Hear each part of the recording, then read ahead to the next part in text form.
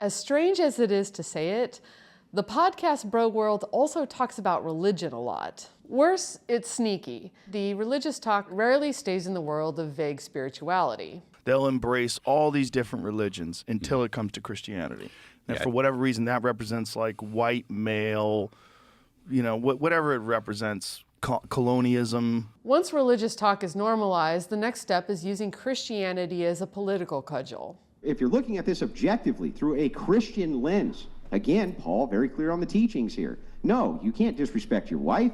No, you're not allowed to step out on your wife. Yes, you have to take the bullet before your wife does. Absolutely, all of that's true. But guess what? You get the big piece of chicken, you get to make the decisions ultimately, and you don't have to explain yourself because you think it's not very nice. You brought up in the Bible, King Solomon. Yeah. The wisest man to ever live known to man in the word. You know his downfall? A woman. Yeah. Pussy. He met a woman that was for the streets, brought into his kingdom. She led him astray and ruined his whole career as a king.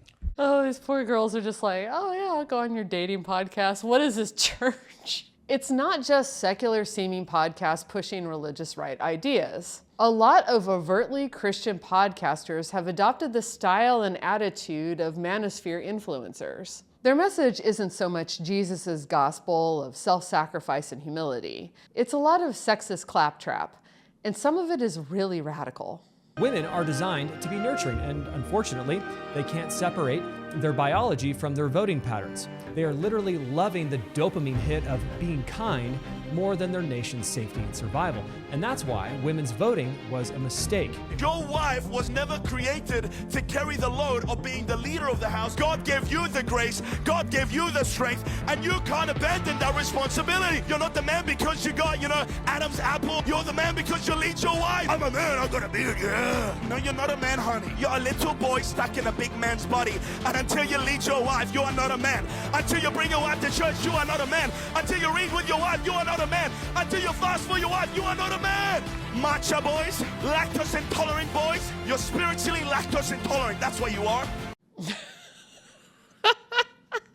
It's true because you yell it. This is part of a larger trend of people saying they're evangelical, but getting their religion online. You can see the appeal. They get to hear about how God wants women to submit, but they don't have to sacrifice anything. No prayer, no tithing, no abstaining from sex until marriage.